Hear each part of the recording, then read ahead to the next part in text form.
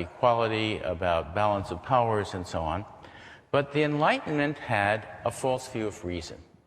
And it's still there, and it's still out there, often in the media, often in the Democratic Party, and in all sorts of folks. Many distinguished newspapers have the idea that reason is conscious, that it's universal, that it's logical, that it's literal, it fits the world, that it's unemotional, that emotion gets in the way of reason, that it's disembodied, and that it's interest-based, that reason is there to serve your interests.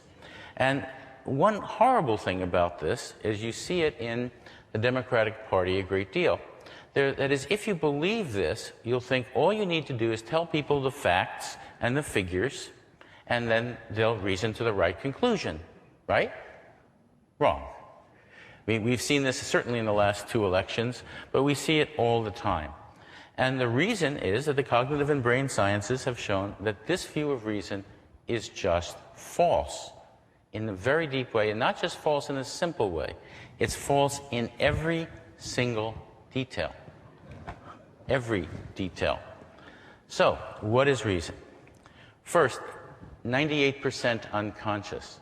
That is, most of the thought and the reasoning you do is not accessible to your consciousness. And I don't just mean things that you hear that you are not conscious of. I mean most of the ideas that you have, the concepts that you have, are unconscious. You don't know your own system of concepts, right? Very important. I don't know mine. We're studying it, trying to figure it out. We've made a lot of progress in it, but it's still hard to figure it out. Understanding what your system of concepts is hard. Secondly, reason requires emotion, and emotion is not always conscious. One of the things you'll hear from Drew Weston is emotion can be unconscious. This has really been studied dramatically, most dramatically, by Antonio Damasio, the country's perhaps leading neuroscientist, in a book called Descartes' Error. And what Antonio pointed out was this. He studied people who had brain damage, strokes, accidents, where they lost their ability to feel. They lost their ability to feel emotions. And it turned out they could not be rational. Why?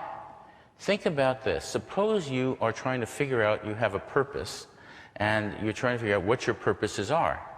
Well, if you don't know if you're going to be happy or sad if that happens, what are you going to do? How do you reason? If you don't know if other people are going to be angry at you or happy with you, what are you going to do? You can't reason. And that is the truth. Reason, rationality, requires, absolutely requires emotion, and the pathways have begun to be figured out in great detail that shows in the brain how this works. Now, the next part of this is that we have different worldviews. We don't all think the same. It turns out that movement conservatives and strong progressives do not see the world in the same way. Surprise. You go on the TV shows, they talk right past each other, but it's because they see the world differently. They have different understandings of what morality is. And it's important to understand politics is about morality.